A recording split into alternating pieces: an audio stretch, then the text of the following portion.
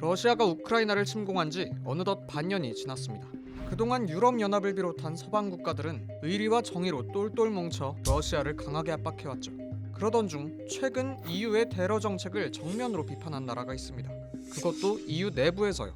러시아의 제국주의에 대항하는 것처럼 EU 내부의 제국주의와도 맞서 싸워야 한다. 이 시국에 EU랑 러시아를 비교한다고? 이게 대체 무슨 말일까요? 우크라이나를 지원하며 세계 정의의 중심에 있는 EU에 난데없이 태클을 거는 오늘의 주인공은 최근 우리나라와 무려 20조 원 규모의 무기 구매 계약을 맺으면서 제2의 형제 국가라 불리게 된 폴란드입니다. 사실 폴란드는 유럽의 최전방에서 그 어느 나라보다 열심히 러시아에 맞서고 있습니다. 서로 국경을 맞대고 있는 우크라이나와 폴란드. 이런 지리적 여건상 우크라이나인들은 러시아의 맹공을 피해 폴란드로 탈출했고 폴란드는 이들을 너른 마음으로 수용해줬죠. 그렇게 폴란드가 받아들인 우크라이나 난민의 수 지금까지 약 450만 명 이상입니다. 폴란드는 인도적 지원뿐만 아니라 우크라이나가 러시아에 대항할 수 있도록 군사적 지원도 아끼지 않았습니다. 폴란드는 약 2조 3천억 원의 무기를 우크라이나에 지원했고 이는 세계에서 세 번째로 많은 액수입니다. 폴란드가 우리나라와 신속하게 무기 계약을 맺은 것도 우크라이나에 무기를 지원하면서 발생한 전력 공백을 메우기 위함이라는 게 중론입니다. 또 열심히 우크라이나를 도운 데에 따른 러시아의 보복에 대응해야 하기 때문이라는 추측도 있죠. 이처럼 국가적 손해를 감수하면서도 현 시점 유럽 안보에서 가장 중요한 역할을 맡아주고 있는 폴란드가 갑자기 EU를 거세게 비판하고 나선 겁니다. EU는 사실상 제국주의적 독점 체제로 굴러간다. 이번 전쟁은 폴란드 정도 되는 나라의 경고는 듣지 않는 EU의 진실을 여실히 드러냈다. 우리가 의사 독점은 못했어도 러시아를 훨씬 더 많이 경험해봤다. EU의 비민주적인 의사결정 방식을 제대로 꼬집는 이 말은 지난 17일 폴란드의 총리 모라비에츠키가 직접 작성한 한 기고문에서 나온 발언입니다.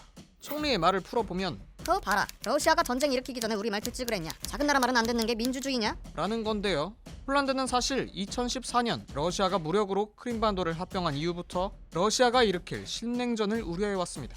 러시아식 팽창주의의 다음 타깃이 될지도 모르는 폴란드는 계속해서 경고의 목소리를 냈지만 독일과 프랑스 같은 강대국이 정치적 우위를 점하고 있는 EU가 그들의 목소리를 외면하고 방치했다는 거죠. 이 상황만 보면 폴란드가 쌓인 게 많았나 보네 싶지만 사실 폴란드와 EU는 아주 오랜 시간 동안 갈등을 키워오고 있었습니다.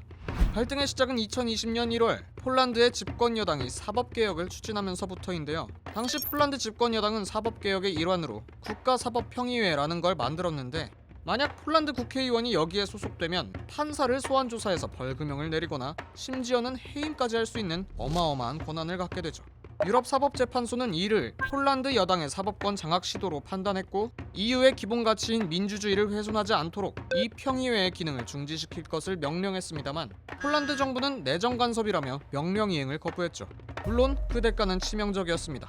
폴란드는 이 CJ의 판결을 준수하지 않은 것에 대한 벌금으로 매일 14억 원에 달하는 돈을 낼 것을 명령받았고 EU 집행위원회로부터 받기로 했던 약 49조 원의 코로나 경제회복 기금마저 지급받지 못했죠. 여기까지가 작년 11월까지의 이야기. 그로부터 석 달 뒤 전쟁이 터지면서 일시적으로 단합하긴 했지만 이미 틀어질 대로 틀어진 폴란드와 EU. 이런 정황 때문에 폴란드 총리의 이번 발언은 국제사회에서 폴란드의 입지가 커진 틈을 노려 EU로부터 주도권을 가져오기 위한 정치 행위라는 평가를 받고 있습니다. 이 해석이 사실이든 아니든 EU에 대한 폴란드의 반감은 점점 더 거세질 것으로 보입니다. 어쩌면 이미 본격적인 다툼이 시작됐는지도 모르죠. 이번 달 초 EU 이사회 주도 하에 유럽 25개국은 러시아가 천연가스를 무기화할 것에 대비해 가스 소비량을 15% 줄이기로 합의했는데 폴란드는 이 감축안을 따르지 않기로 했습니다. 특정 국가의 에너지 안보에 영향을 미치는 결정은 다수결이 아니라 만장일치로 이루어져야 한다. 면서 말이죠. 전쟁의 영향으로 잠시 미뤄졌던 폴란드의 사법체계 논의도 본격적으로 재개될 예정입니다. 이미 폴란드가 제의한 개정안이 한 차례 반려된 적이 있는 터라 더욱 치열한 다툼이 예상됩니다. 폴란드가 유럽의 민주주의를 훼손하고 있다는 EU와 EU의 민주주의는 위선이라 주장하는 폴란드. 그 어느 때보다 폴란드의 역할이 중요해진 지금 유럽 내부의 갈등에 세계의 이목이 쏠리고 있습니다. 이번 영상을 만든 PD가 추천하는 영상도 보고 가세요.